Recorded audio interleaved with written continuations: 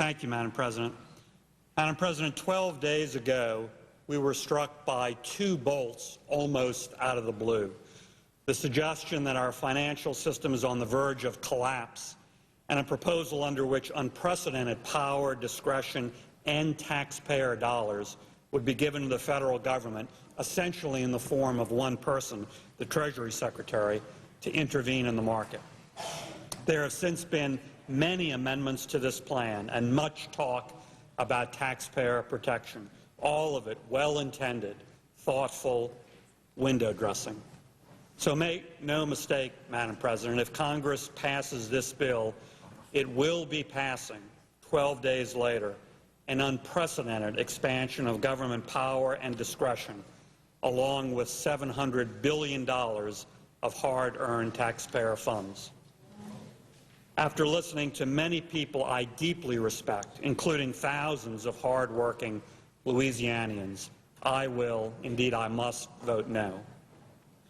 I won't vote no, Madam President, because I don't think we face very serious economic challenges. We do. Credit is drying up, and that presents a real threat to all Americans. I won't vote no because I don't think the federal government needs to act. It does, as soon as responsible action is possible.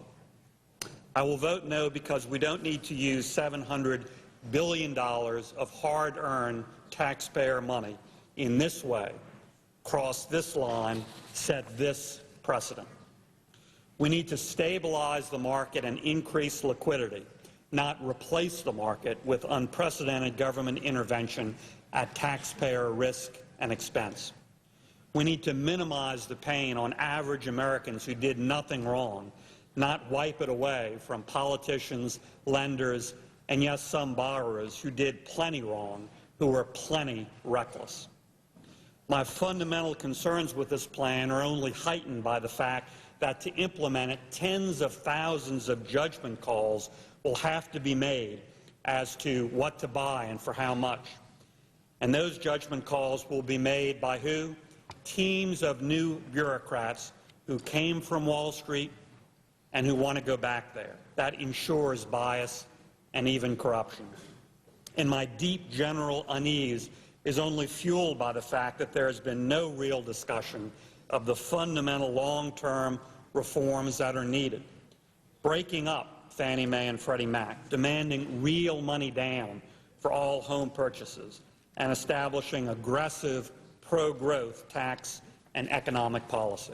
What's worse, there's probably been no real discussion of this because neither this Congress nor the one about to be elected will pass any of it. A week ago, I may have voted in anger.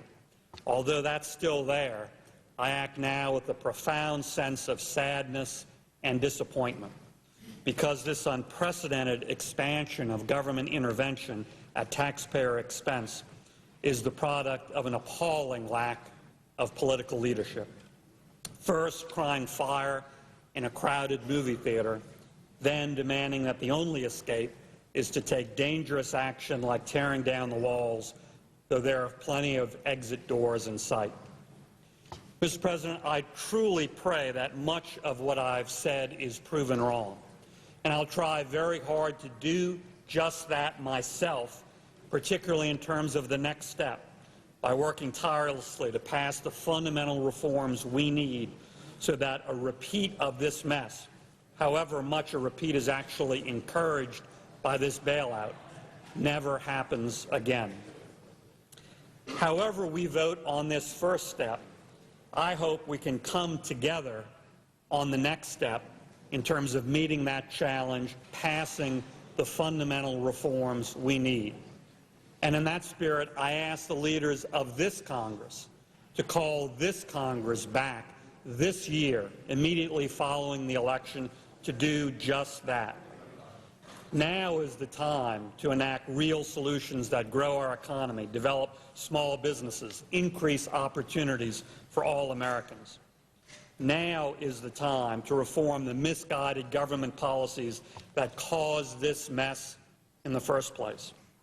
And now is the time to stop knee-jerk political reactions and focus on real solutions to secure our nation's future, not just next week, but our next generation. Madam President, I yield back the floor.